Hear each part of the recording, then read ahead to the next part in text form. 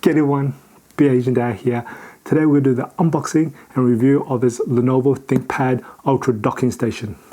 First off we need is my trusty knife. Do the side first. Do this side as well. And then do the nice slit along here. Hopefully now open it up. Great stuff. Alright, let's chuck this one away. Let's have a look what we've got in here. Okay, I can definitely straight away see we've got a 135 watt power adapter for the docking station. So let's just take that one out. It's a nice 130 watt, and you have the Lenovo special plug here. And then you've got the 3-prong plug that goes into here. That's nice and easy. We'll come back to this a little bit later. Documentation, throw that away. Bit of cardboard. Yeah, let's get that one out of the way. Throw that away. And then we've got the docking station itself. Alright, let's try and take all off this. And that's a lot. Here's some keys coming through. So I'll just move that away. I've got some keys here as well. Straight off, that's it, all that's in there. Alright, so we've got some ThinkPad keys, that's fantastic. And we've got the docking station itself. I'm just going to move that out of the way. Okay, so here's the docking station. It's quite nice, and it's got a nice little locking mechanism here. So this is for the ThinkPad computers. I'll bring one in very soon, but let's have a look at the ports here first, okay? So first off, along this side here, we're pretty much clear of anything down there. Along the back here, we've got the audio combo jack, got a VGA, we've got 2 display ports. Now I know these are DisplayPort 1.4, and then we've got the HDMI port. Now this is 2.0B, so this is able to do nice 4K at 60 Hertz without Chromable subsampling. That is fantastic. And then that's where you plug in the power adapter there. And then we've got 4 USB 3.1. Now this is Gen 2, so they actually are the faster speed ones as well.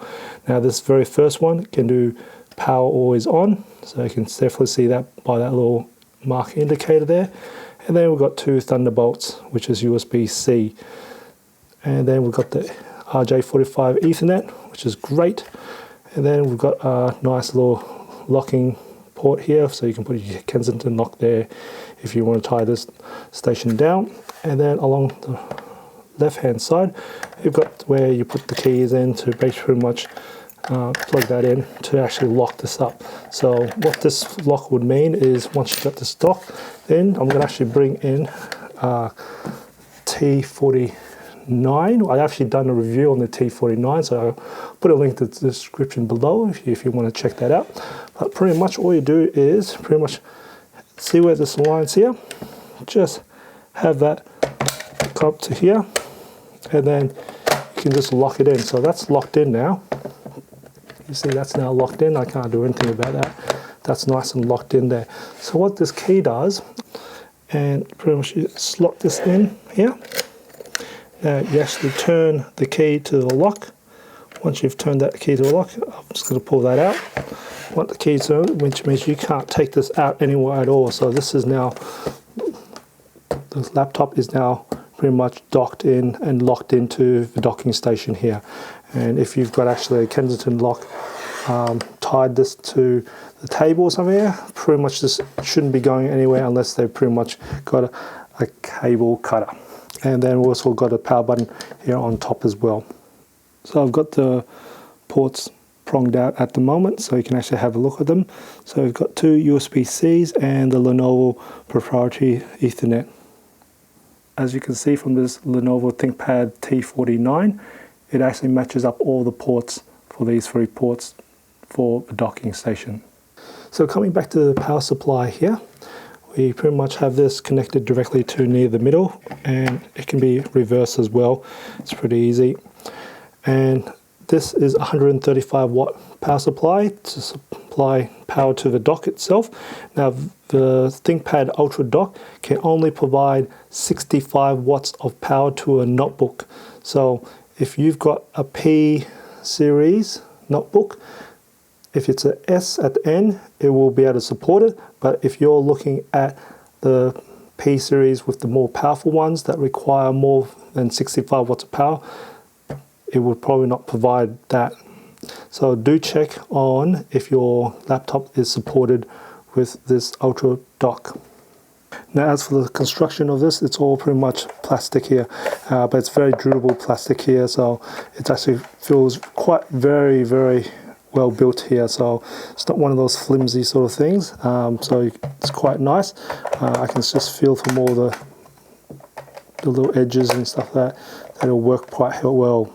Now I do like mechanical docks like this, rather than just a single port with the cable plugged into a computer, simply because these mechanical docks usually just keep working and working all the time, and you won't be stuffing up with any of those cords or having defretting any of the ports connections in a way. So things like this one here works extremely well. I'm just showing how there, because once it connects, it doesn't really move anywhere. So, and you don't get any weird joins and things or bends of the cable here. This is one really good dock. I like mechanical docks. And you'll probably see these running for many years without too many issues, especially this side of the connections there.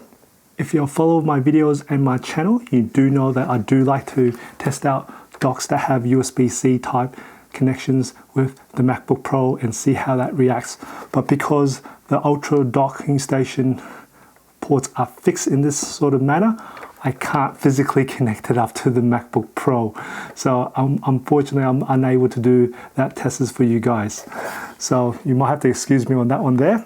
Anyway, I like to also say that this dock does support free external monitors. Now, because of the ports that it has, which are actually quite high spec there, you can actually possibly do free 4K monitors. Now, the 4K monitors will all depend on the notebook that you put in, and if it supports the hardware to be able to support the 4K driving free external monitors. So it's one of those test and trial. You need to actually look at the documentation for that one there. If you find this video informative or enjoyed it, give it a like, and if you haven't done already, subscribe to my channel by hitting that subscribe button on the bottom right hand corner of the screen. I do try to upload a new video every Tuesdays and Fridays. And just remember, imperfections in life makes it beautiful and interesting. I'll see you in the next video.